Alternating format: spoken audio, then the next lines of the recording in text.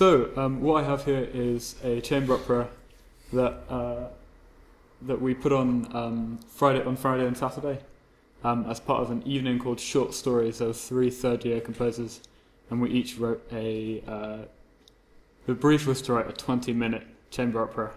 Mine ended up being about 35 minutes, but one of the other guys' one ended up being about 12 minutes, so it all worked out fine.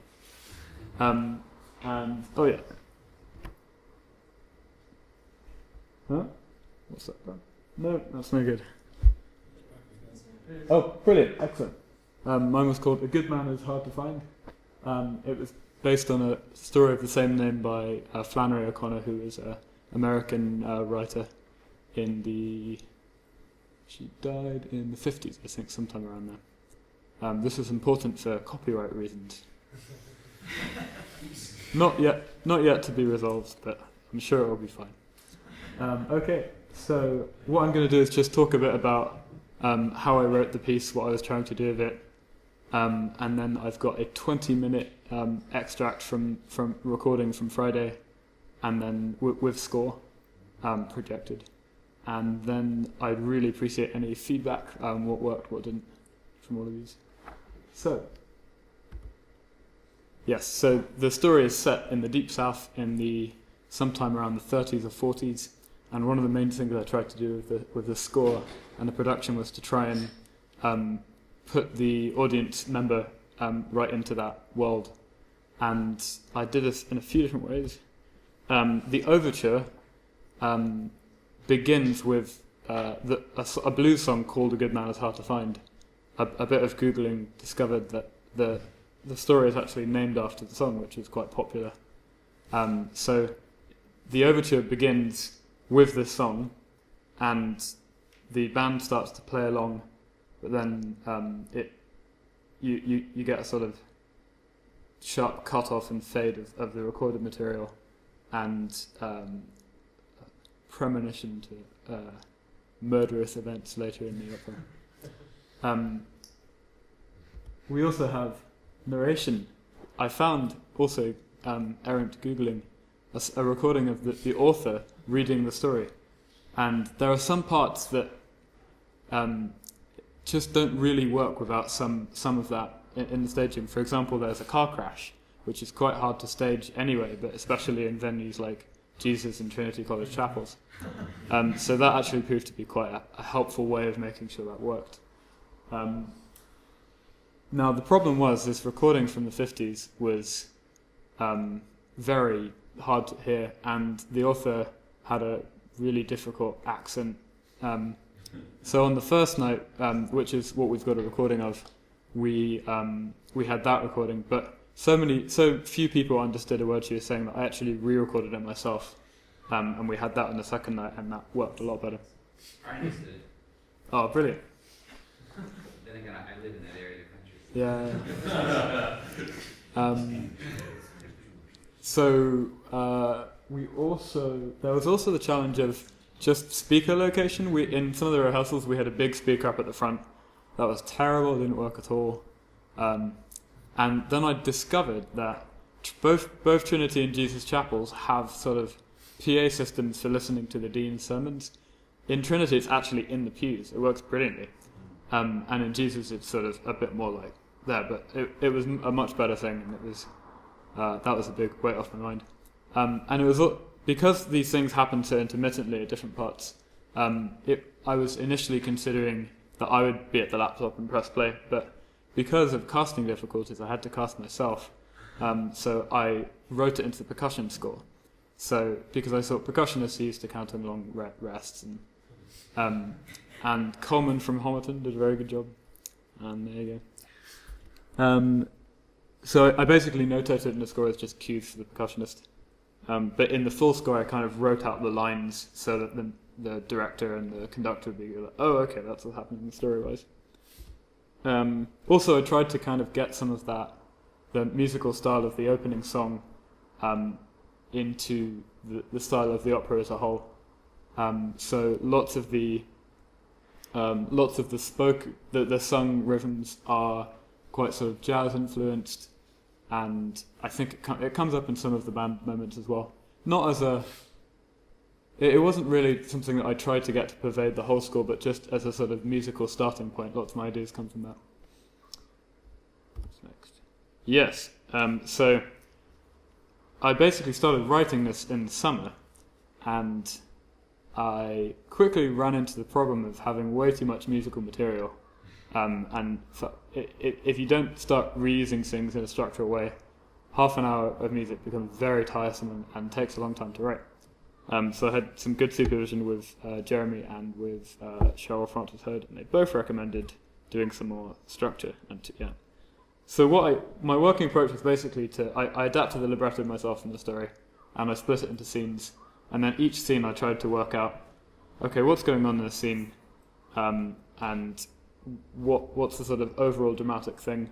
I then sort of I could use the recording of the author to kind of work out, is this line sarcastic or what you're trying to say there? And then I basically sung all the vocal lines, wrote accompaniment under them as a vocal score, and then about 2 weeks before the first orchestra rehearsals, intensely orchestrated in it. An experience I do not wish to ever repeat. But basically, I finished about the first half of it, and it needed a lot more sort of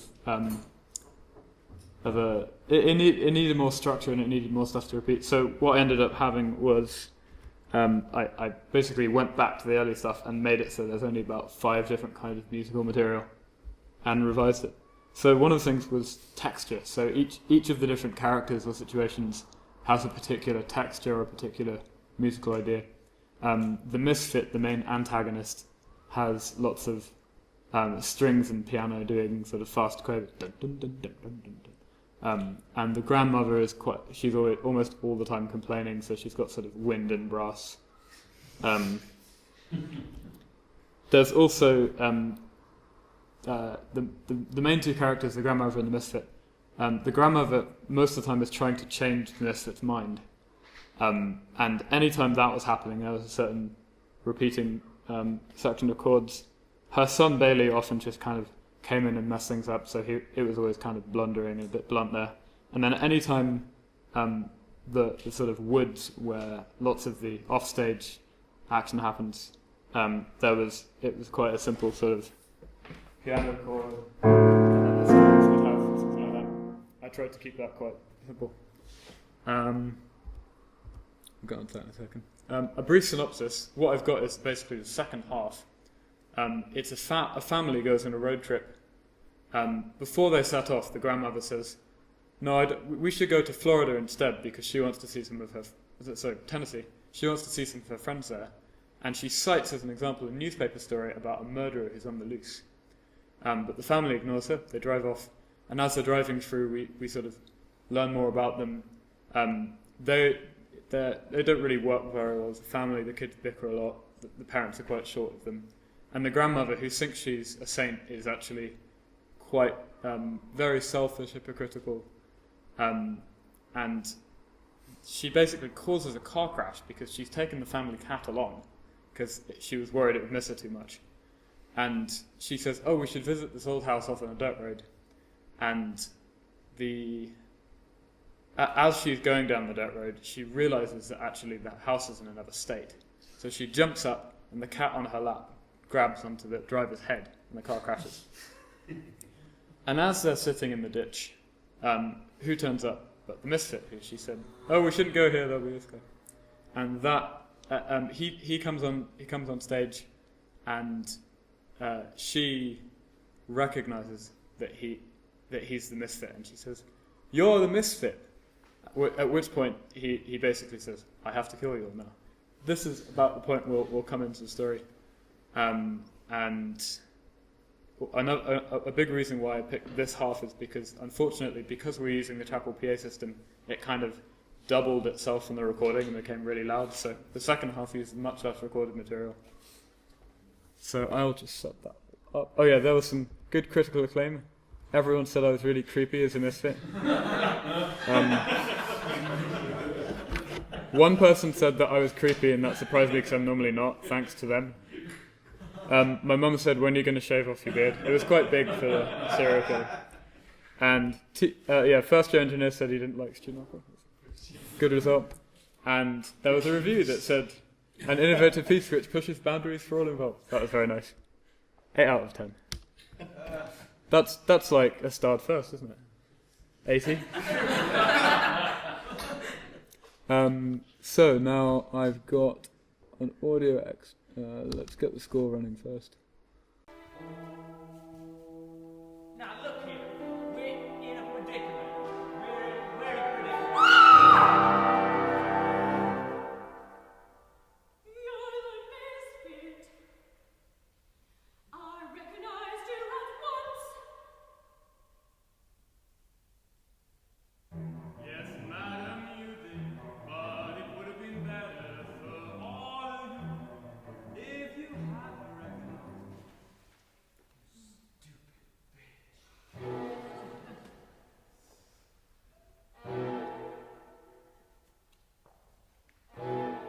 Lady, don't get upset. Sometimes a man says things he doesn't mean. I don't reckon he meant to talk to you that way. You wouldn't shoot a lady, would you? I would hate to have to. Listen, I know you're a good man. You don't look a bit like you have. I know you must come from nice people. Yes, ma'am, finest people in the world. God never made a finer woman than my mother, and my daddy's heart was pure gold. You Watson children, Bobby, you know they make me nervous. Hands in the cloud in the sky. Don't see no sun, I don't see no cloud either. Yes, it's a beautiful day. Listen, you shouldn't call yourself a misfit. 'Cause I know you're a good man at heart. I can just look at you and tell. We all just shut up and let me handle this.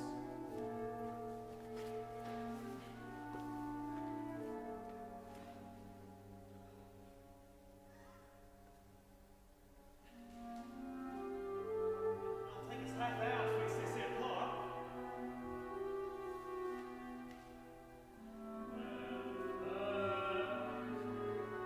You and Bobby, get him and Mandel to step over yonder.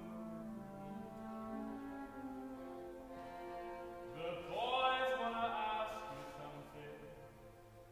Would you mind stepping in them woods there with them? We're terrible.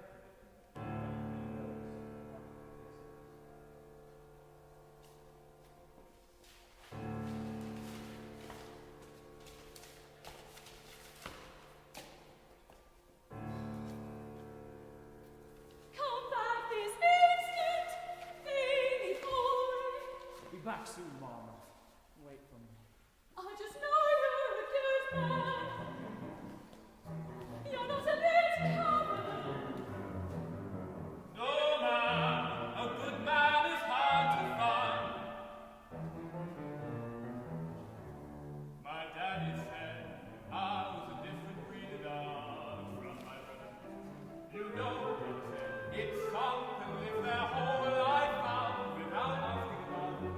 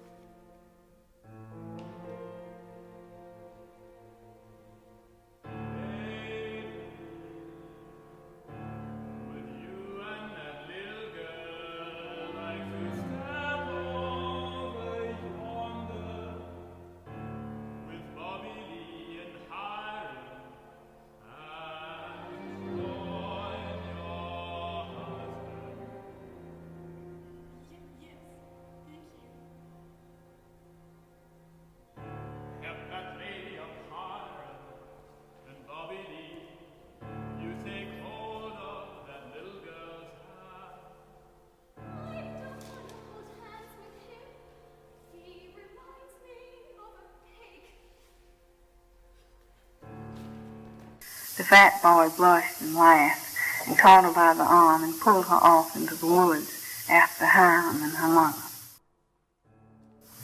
Alone with the misfit, the grandmother found that she had lost her voice. There was not a cloud in the sky nor any sun. There was nothing around her but woods. She wanted to tell him that he must pray. She opened and closed her mouth several times before anything came out.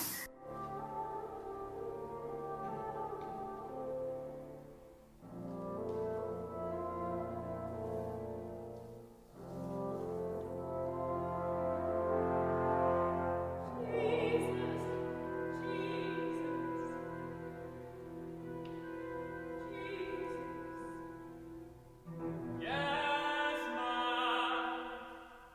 Jesus rode everything off balance.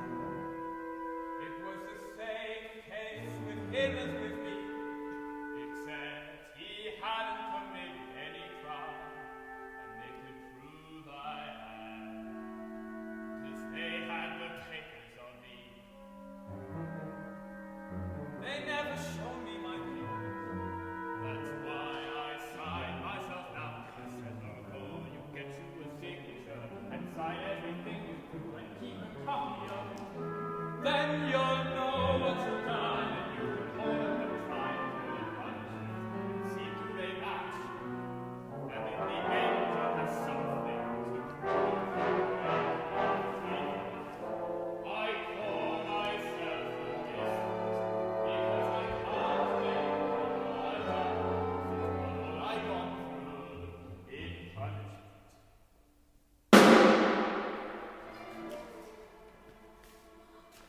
Does it seem right to you, lady, that one is punished at home and another ain't punished at all? Jesus, you've got good heart. I know you're in charity. I know you're compromised people. Jesus, you're most assuredly. I'll give you all the money I've lost. Lady, there never was a body that gave the undertaker's hit.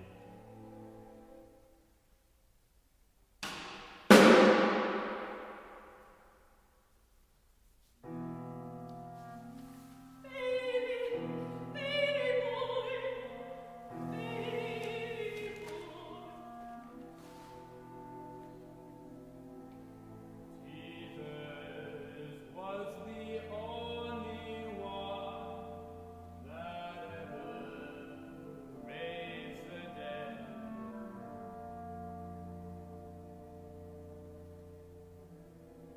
And he shouldn't have done it. He thrown everything off balance. If he did what he said, there's nothing for you to do but throw your life away and follow him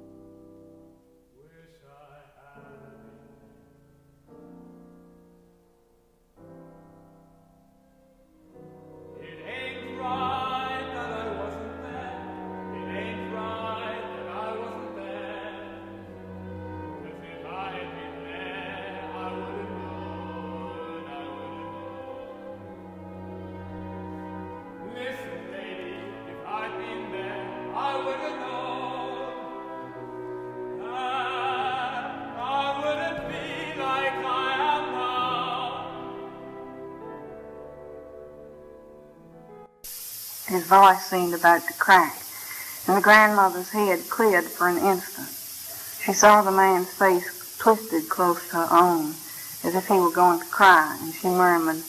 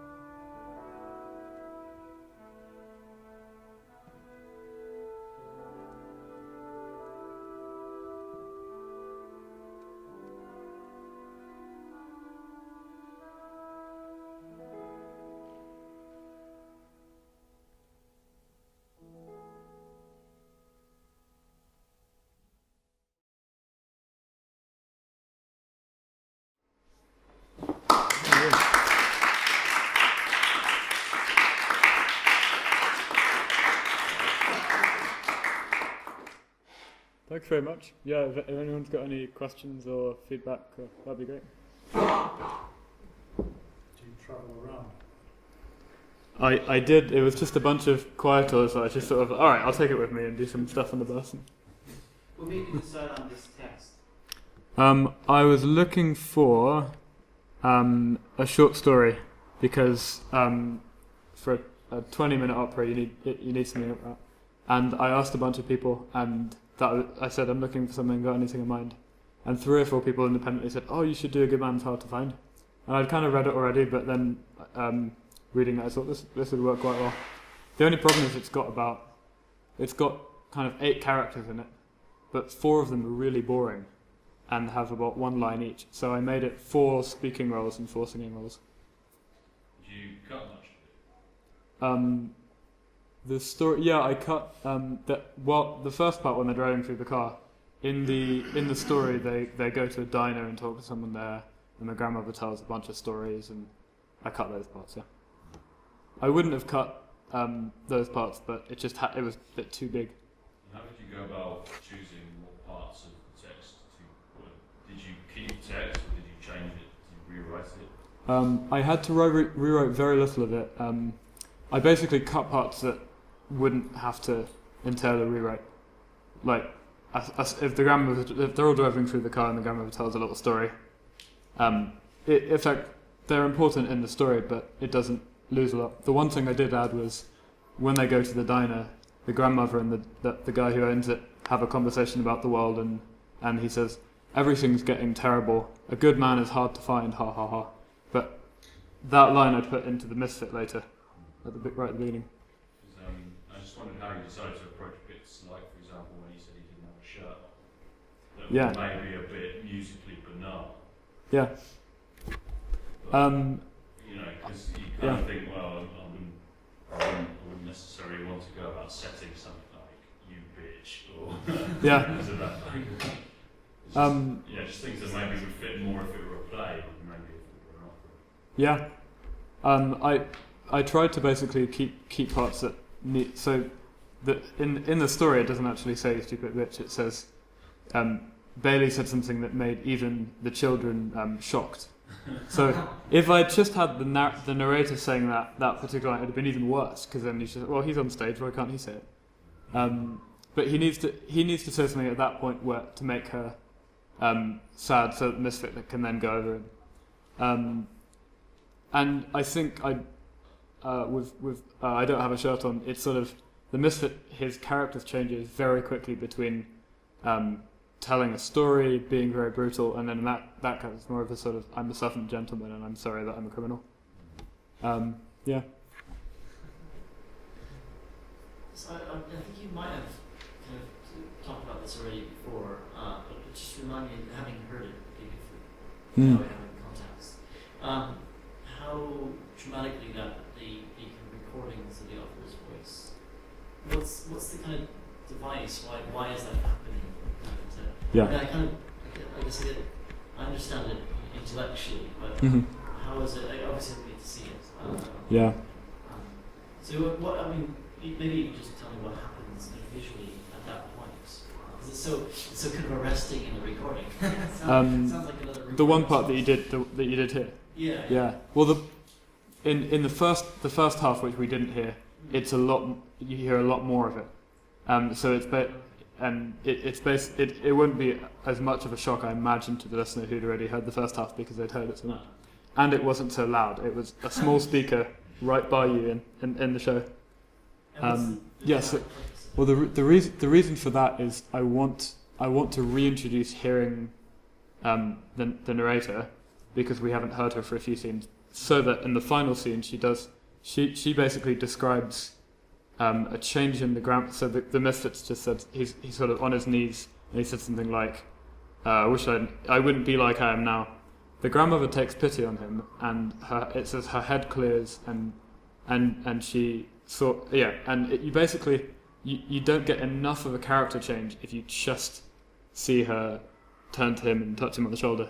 It needed that line, so then I kept at the end of the scene 6 a little bit more, so that it wasn't such a shock. Yeah. I thought that scene was because I did come and see Yeah. With the better audio. Congratulations. It seemed quite strange to me that Grandma seemed almost completely indifferent to the fact that he just killed her entire family. Yeah. It was because I mean, unless she had no idea what was going on, which seems to be quite. I mean, come on. Yeah. But then like all of her family was just been killed by this guy, or at least his cronies, and then she suddenly takes pity on him. I mean, it's something that's. I think it's something that's shocking. Yeah. It's something that's shocking in the story as well as in the play. Why does she have that change? Yeah. And I think part of it is just she's all of her ideas about I'm a good Southern lady, they're kind of stripped away by all this stuff that's happened to her, and the whole point of the story is really why is a good man hard to find? What does it take to actually live up to your own ideals? And for her, it takes her to lose everything, and then she can all she can do is take pity on him. But it was hard to do dramatically and hard to do with the music. You talked about because we also have spoken sources in the tech. Yeah. There was sort of bits. I couldn't quite see maybe the cross note heads in the score. Was there any sort of musical dramatic function to the interaction between speech and song? It's an age-old question: why is everyone singing an opera? Yeah. Why don't they just talk? Is that something that was built into the fabric of the play, or was it something more intuitive? Yeah. The one area that it does have a dramatic function is right at the end, after the grandmother's sung. The misfit doesn't sing anymore, and I wish I'd actually had a bit less speech earlier on, so that could have had that been a bit more telling. And the reason I notated with crossheads before was there are some places where it has to happen at a specific point in the score rather than just going say this at some point, so that you can actually hear it among the orchestration. But as I worked on it, I did that less and less because I was just like, I don't have time to do that. We'll work it in the rehearsals. Something I noticed more on Saturday when it was paired with the other things is it's got a really kind of nice slow pace to the opera. I think it works like really well with like the nature of the story and things. But how did you kind of conceive it in terms of time? Because you talk about like scenes and stuff, but did you think like, oh, you know, this bit should be kind of playing out in real lifetime, whereas like the car crashes it happens? Yeah.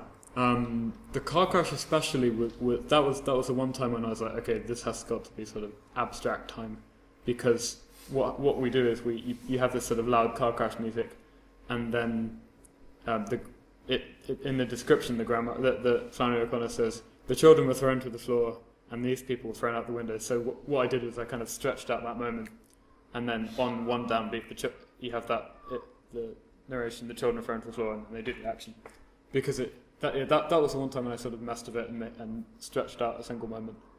But most of the time it's trying to be kind of realistic in how time, I suppose. Yeah. Really enjoyed it. Thank you very much. Thanks. Enjoyed the word setting. It was really clear, nicely paced, and quite like the interjection of the suddenly. Yeah, it's good. Just a quick question. If there's no problem at all, you could have whatever you wanted, would you still choose the same ensemble? In other words, basically classical? Yeah. Probably not, actually. One of the main reasons I did that ensemble was that was something we agreed on with the other composers months and months ago, partially because for Tripos you have to write a piece that has 10 instruments or more. I think I would do something that was maybe a bit smaller actually, but I would use more wind and brass. And one of the things I was thinking of doing was not using regular piano, but using like a Fender Rhodes as an electric tenor. And just one more thing that puts you in that sound world. Yeah, I could imagine it with some more, different sounds, contemporary sounds. Yeah. I'll just do one follow-up, which is in the bullet points you referenced texture as motif. Yeah. And I wondered what that meant. What I kind of meant was that instead of the misfit comes on stage and he says something and it's a certain melodic motif, what I do is in lots of his scenes there's a certain texture that comes up, or orchestration, instrumentation rather. So he's got lots of this sort of. So I use that as, especially when he's telling a story or being angry, as a kind of motif. It sounds like a motif rather than a texture. Right. Oh no, you're right. Actually, that is a motif. Is there another example when I was not doing that? It's not. There seem to be basic scorings that change. Yeah, you're right. Actually, there was motif. And in fact, yeah. But I think I was thinking of it when I was doing it in terms of instruments as much as what the notes say then. But yeah, you're right. I wanted to just expand on what you said about the singers. No offence, but it seemed like quite a lot of them were had a relatively small range. Yeah. And I guess that's because they're choral singers. I don't know, but I just wondered whether, like you were saying about the dramatic thing, you've got the bit where the grandma does have a bit of an outburst when he kills her family, but she only kind of does it around the sea. Yeah. You know, put that an octave up and then we're talking. Yeah. You know, but obviously I don't. Yeah. No, and that is to do with the singers that were sort of available. Like I wrote certain parts, and then you cast people, and you go, okay, well they don't actually have that. That's all. I took that as being, I don't know, to me it sounded as if it was also, that limited range belonged to the musical reference, that southern 30s. Yeah. Because the rhythms are all, the rhythms are all near, they're all linked to that. Yeah. Blues as well, so, and a limited vocal range, maybe fit Maybe it works, yeah. That would be nice. Yeah. Great, thanks very much.